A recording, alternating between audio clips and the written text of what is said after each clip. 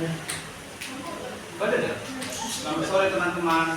Sore. Assalamualaikum warahmatullahi wabarakatuh. Waalaikumsalam warahmatullahi wabarakatuh. Baik, sebelum kami memulai, kami akan memperkenalkan diri kami masing-masing. Saya Stephen Duduk Benjamin. Saya Setiawan Yudi, saya Osman sendiri. Baik, sebelum itu kami akan langsung saja. Kami akan langsung menjelaskan tentang letak geografis dari Universitas Batang Pola, yaitu akan dijelaskan oleh Setiawan Yudi. Letak geografis dan kehidupan masyarakat Batang Pola. Batang Pola merupakan suku yang mendiami daerah Indung Pola atau Padang Sidimpuan serta Sipirok, Batang Toru, Sibulga, Padang Lawas, Bandung. Batang Pola yaitu suatu wilayah adat yang ada di Tapanuli bagian selatan Provinsi Sumatera Utara yang tidak mengenal batas-batas administrasi pemerintahan wilayah. Sehingga jika disebut Batang Pola secara geografi berbatasan dengan sebelah timur Labuan Batu dan Provinsi Riau, sebelah barat berbatasan dengan Tapanuli Tengah, sebelah utara berbatasan dengan Tapanuli Utara serta Labuan Batu, sebelah selatan berbatasan dengan lautan Indonesia.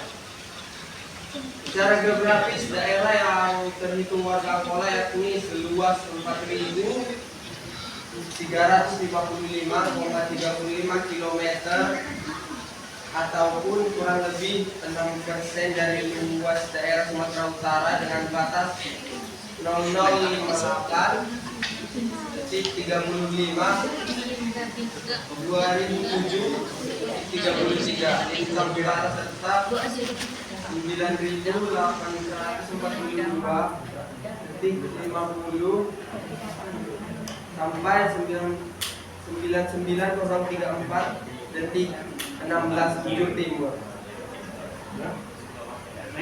Wilayahnya tercantum daratan berbukit dengan ketinggian antara 0 hingga 1 dan jarak 985 meter dari permukaan air laut atau BPS Tapanuli Selatan 2019.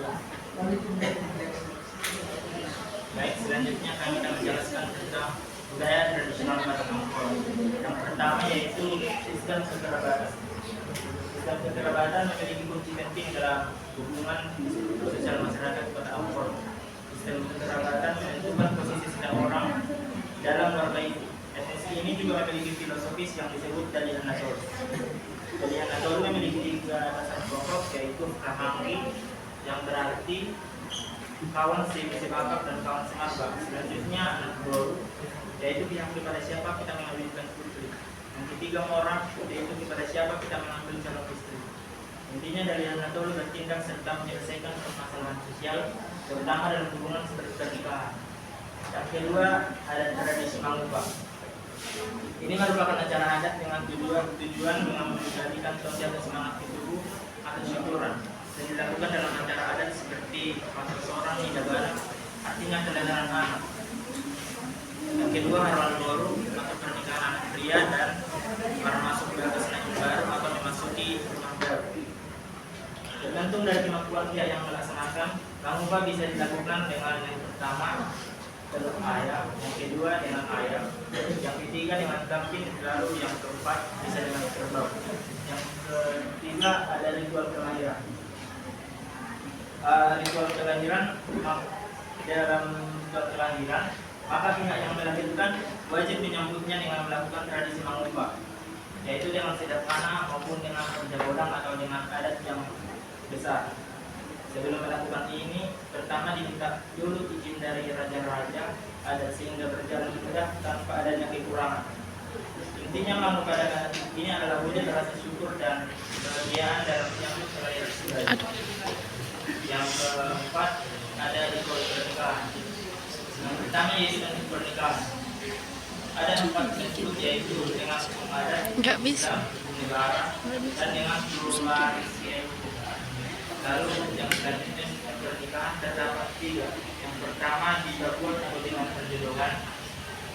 Yang selanjutnya kawin berlojong atau kawin lari.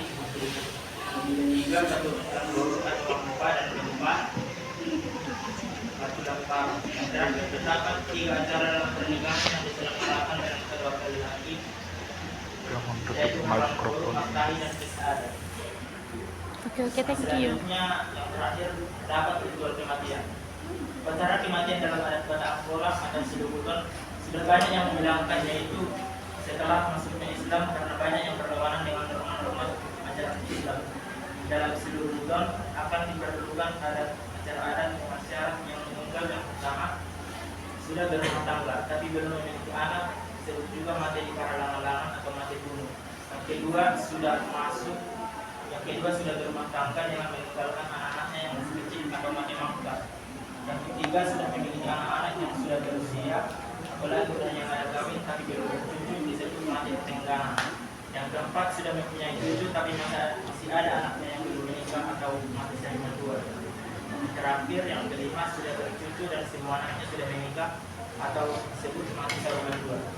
Dan selanjutnya yaitu bahasa Batak Angkola.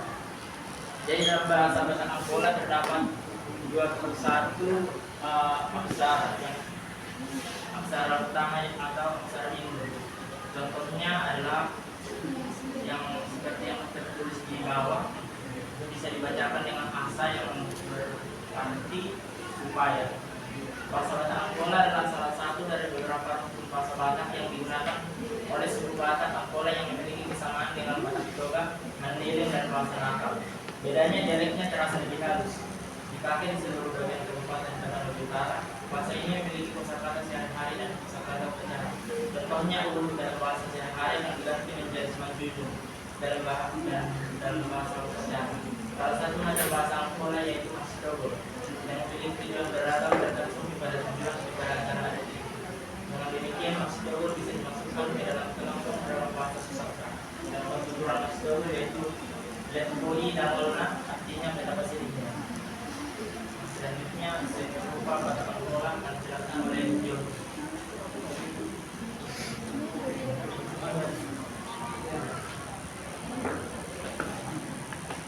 Selanjutnya ada seni rupa Batak Angkola. Kita bisa lihat di sini ada rumah adat Batak Angkola yang dinamakan Bagas Godam. Rumah ini menggunakan konsep panggung dan terdiri dari dinding dan lantai berbahan kayu. Ciri khas yang paling menonjol dari bangunan ini adalah penggunaan warna hitam yang dominan. Selanjutnya ada ornamen, motif geometris. Ornamen Batak Angkola seringkali memiliki motif geometris yang rumit seperti garis-garis, lingkaran, dan pola-pola simetris. Ini adalah kombinasi kompleks dari berbagai elemen geometris dan seringkali mencakup gambar matahari, bulan, dan sebagainya. Ini diyakini memiliki makna simbolis yang dalam terkait dengan keberanian, perlindungan, dan kekuatan spiritual. Selanjutnya ada pakaian adat.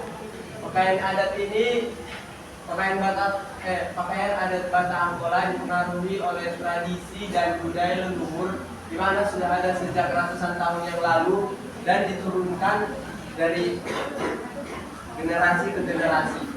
Beberapa jenis pakaian adat Batak Angkola yang sering digunakan adalah gorga, komentang, lules manggiring, surat Batak, dan songket. Seperti songket adalah seperti yang saya pakai ini.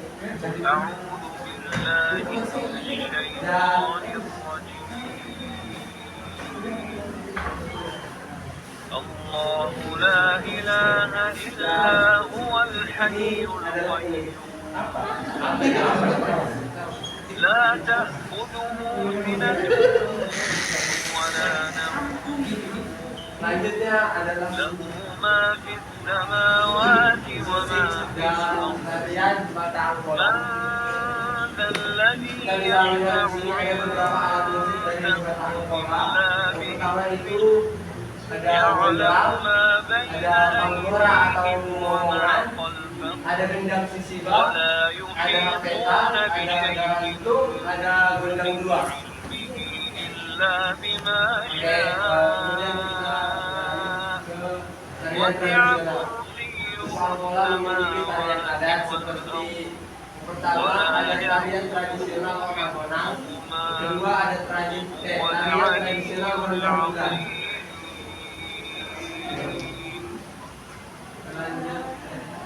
Kita bisa melihat contoh tari tradisional Batak Angkola Rendang Bulan dalam video berikut ini.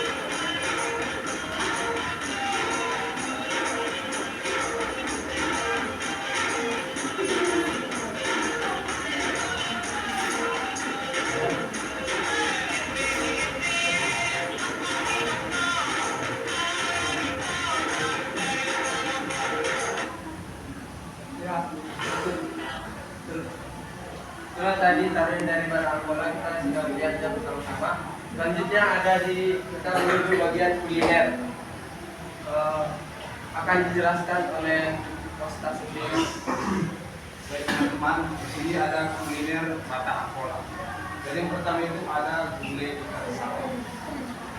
Yang terlihat ini sangat tidak ada rejak.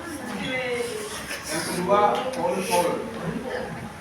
Ini kenapa dibilang pol-pol? Karena dia dibuat dengan tangan, seperti tangan itu di pol-pol. Lalu yang ketiga ada dodol alame. Kami juga sudah ada kawan dari Batak Angkola. Mana bang?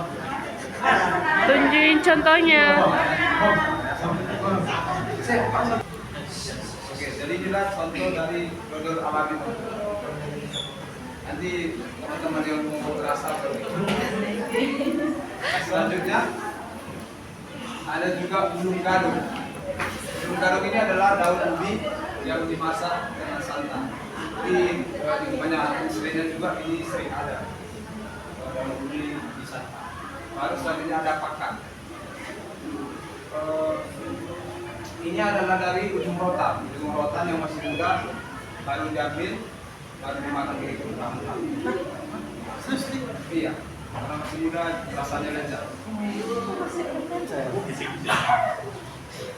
Selanjutnya kita masuk ke destinasi wisata etnis Angkola. Yang pertama ada Danau Siais, yang kedua ada air terjun Siais. Berarti orang ini hampir mirip ya, Siais. Ada Gunung Sibuali.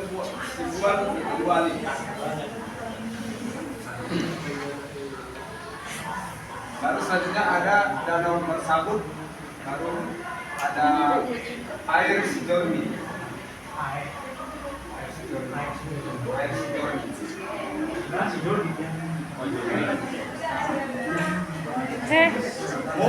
Steven. Jadi itulah destinasi wisata dari etnis Angkola. Jadi teman-teman yang mempunyai uang dan peluang bisa mengunjungi wisata ini, salah satu dari wisata ini.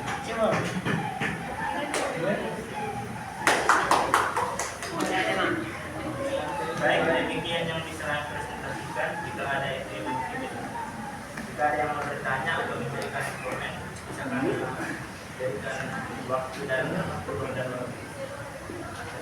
Pertama kan kami buka sesi pertama dengan 3 pertanyaan. Yang pertama yaitu dari Erdo. Baik, terima kasih untuk kelompok kesekian atas presentasinya. Ya, saya apresiasi slide-nya lumayan catching ya, lumayan bagus. Dan, tapi dalam penyampaiannya saya ingin mengkritik terutama pada bagian letak geografis. Apa itu? Sebentar, Bang. Mohon Bapak multimedia.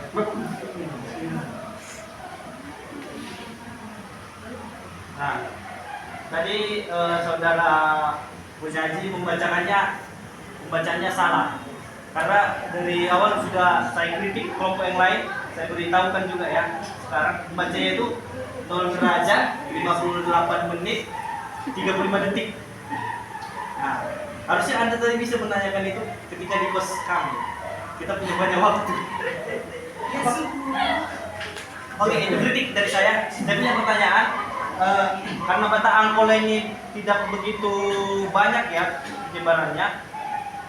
Saya ingin bertanya, apa saja marga dari Bata Angkola?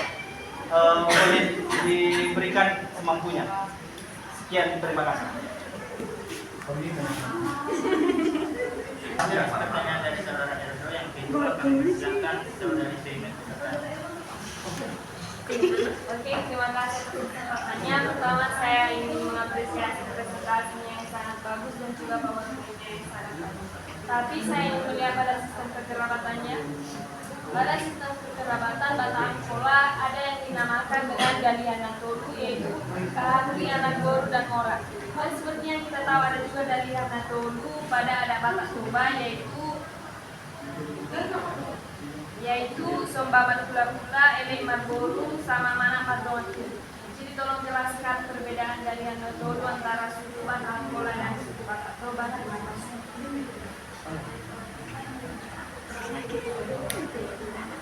Terima kasih kepada pertanyaan kedua. Selanjutnya kami akan memberikan kesempatan kepada saudara Setia. Oke, terima kasih. Coba apa ke slide kuliner ya? Boleh saya cicipi?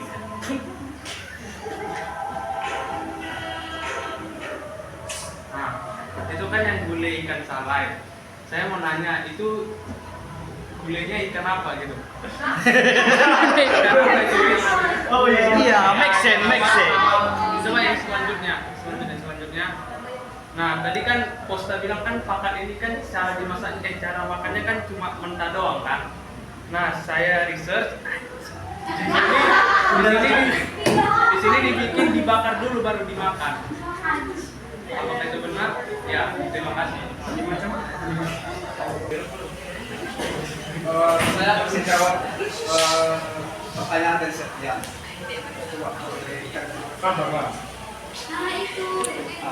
Jadi Setia bertanya ini ikan apa yang dimasak? Jadi ikan yang dimasak itu adalah ikan sale. Ikan sale. Sale. Nama ikannya ikan sale. Ikan ini memiliki rasa yang gurih dan nikmat, sehingga dipadukan dengan kuah yang sangat nikmat juga. Begitu kira-kira.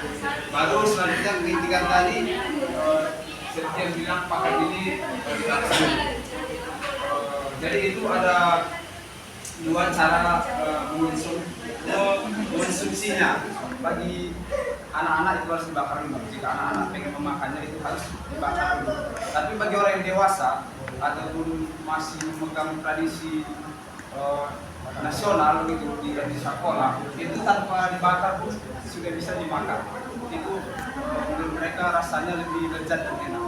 Oh, berarti nggak ada bedanya. Lebih bergizi juga. Nggak ada bedanya berarti. Yang dibakar untuk Bedanya cuma dimakan mentah. Tidak ada bedanya. Yang membedakan cuma cara memasaknya.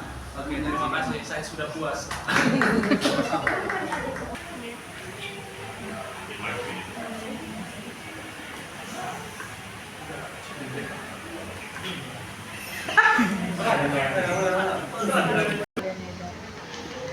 Saya Batak Angkola. Sebanyak ya. Oke, yang kami dapat di sini ada 5 yang termasuk warga dalam Batak Angkola. Jadi yang pertama itu ada Siregar, yang kedua ada Nasution, yang ketiga ada Pane, yang keempat ada Utasoid, yang kelima ada Purba. Itulah lima marga yang termasuk dalam Rumah Miris Supply. Cuman yang kami dapat itu.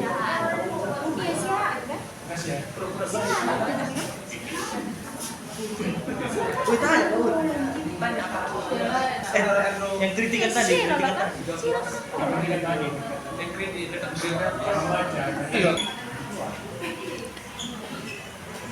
Baik, dengan pertanyaan dari tadi yang kami saling membaca dengan karena kan ada dari kesalahan dan mengulang untuk membaca yang benar bagaimana ya benar. Yaitu tentang geografi sepak bola terletak antara 0 derajat 58 menit 35 detik sampai 20 derajat 7 menit 23 detik bintang utara dan 98 derajat 20 menit 60 detik sampai 99 derajat 34 menit 16 detik 7 timur. Terima kasih atas kesempatan dan diskusi yang diberikan di atas sehingga kami bisa belajar dari kesalahan. Terima kasih.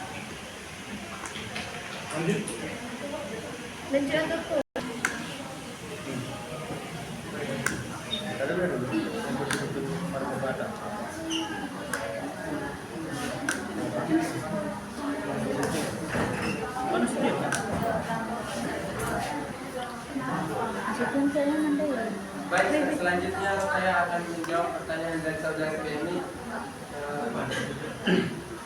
Pertama saya akan menjelaskan tentang Dali Anatolu. Pertama, Dali Anatolu adalah konsep adat yang penting dalam budaya Batak Toba dan dan dalam budaya Batak Angkola ada konsep serupa yang disebut Dali Anatolu juga. Konsep ini dijalankan dan diterapkan dalam kedua budaya tersebut. Pertama, Dali Anatolu Batak Toba. Dali Anatolu dalam budaya Batak Toba adalah konsep 3 hal yang sangat penting dalam kehidupan sehari-hari. Boru atau perempuan, polo atau laki-laki, dan hula-hula atau roh leluhur. Konsep ini mencakup norma-norma sosial dan adat yang mengatur hubungan antara ketiga elemen tersebut. Ini adalah panduan etika yang mengatur perkawinan, hubungan sosial, dan tanggung jawab keluarga. Oke, selanjutnya Dali Anatolu dari Batak Angkola. Di budaya Batak Angkola, konsep Dali Anatolu juga ada, tapi mungkin memiliki variasi dalam penerapannya. Konsep ini juga berfokus pada hubungan antara 3 unsur, tapi perbedaannya mungkin terletak dalam tata cara adat, nilai-nilai, dan praktik yang lebih spesifik untuk masyarakat Batak Angkola. Perbedaan lebih lanjut mungkin tergantung pada keluarga, daerah, atau komunitas tertentu dan masing-masing budaya Batak Toba dan Batak Angkola. Penting untuk dicatat bahwa meskipun ada perbedaan dalam penerapan Dali Anatolu, konsep ini masih merupakan fondasi penting bagi etika dan budaya Batak di kedua kelompok tersebut. Apakah saudara Dewi merasa puas dengan jawabannya? Oke, terima kasih. Baik, demikian hasil presentasi kami tentang teknis Batak Angkola. Terima kasih atas perhatian yang diberikan oleh teman-teman sekalian. Kami akan menutupnya dengan salam. Lalu